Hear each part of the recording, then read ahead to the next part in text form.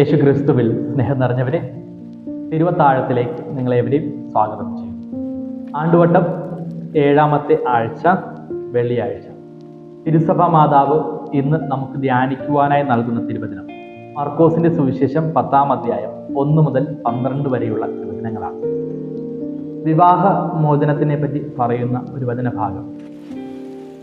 ഈ ഒരു വചനഭാഗം നാം വായിക്കുമ്പോൾ നമ്മുടെയൊക്കെ ജീവിതത്തിലേക്ക് ഓർമ്മ വരേണ്ട ഒരു വിഷയമെന്ന് പറയുന്നത് നിങ്ങൾ ഓരോരുത്തരും വിവാഹം കഴിച്ച ആ ദിവസം തന്നെയാണ്.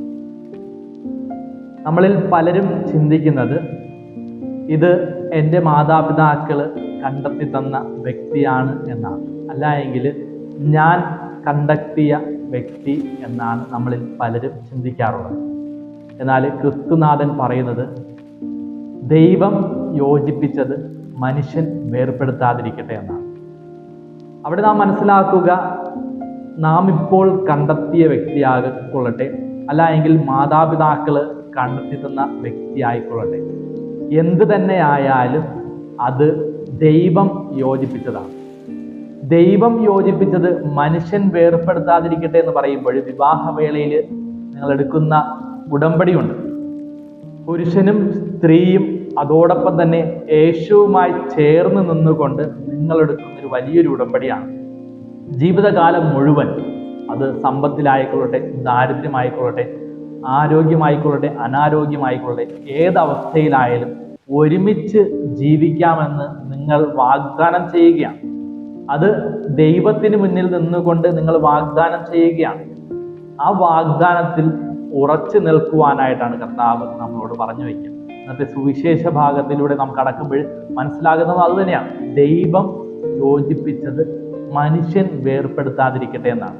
എന്നാൽ ഇന്നിൻ്റെ ലോകത്തിൽ ജീവിക്കുന്ന നമുക്കെല്ലാവർക്കും മനസ്സിലാകുന്ന ഒരു കാര്യമാണ്, വിവാഹം കഴിക്കുന്നുണ്ട്, എന്നാൽ ഇത് എൻ്റെ മാതാപിതാക്കൾ കണ്ടെത്തി തന്ന വ്യക്തിയാണ്, അതുകൊണ്ട് എനിക്ക് ഇയാളോട് ഇഷ്ടമല്ല എന്ന് ചിന്തയോടുകൂടി ജീവിക്കുന്ന ഒത്തിരി പേരുണ്ട്.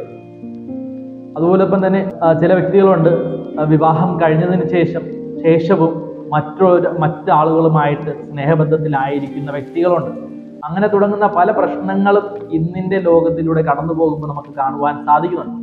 എന്നാൽ ക്രിസ്തു പറയുന്നത്, നിങ്ങൾ വിവാഹം ചെയ്തിട്ടുണ്ട് എങ്കിൽ അതിൻ്റെ അർത്ഥം എന്ന് പറയുക, അത് ദൈവം യോജിപ്പിച്ച ഒരു വിവാഹമാണ്, അല്ലാതെ മറ്റാരും കൊണ്ട് ചേർത്ത് വെച്ചതല്ല. നിങ്ങൾ വിവാഹം കഴിച്ചിട്ടുണ്ട് എങ്കിൽ അത് ദൈവം യോജിപ്പിച്ചതാണ്.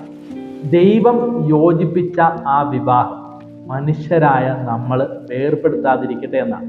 ഇത് മനുഷ്യരായ നമ്മൾ വേർപെടുത്താതിരിക്കട്ടെ എന്ന് പറയുമ്പോൾ ആ കല്യാണം കഴിഞ്ഞ പുരുഷനും സ്ത്രീയും മാത്രമല്ല, ചില സാഹചര്യങ്ങളിൽ മരുമക്കളോട് കാണിക്കുന്ന പെരുമാറ്റം, അതായത് അമ്മായിയമ്മ, അമ്മായിയപ്പൻ, അവരും ഈ വിവാഹത്തിനെ വേർപെടുത്താൻ ശ്രമിക്കുന്ന ഒത്തിരി പേരുണ്ട്.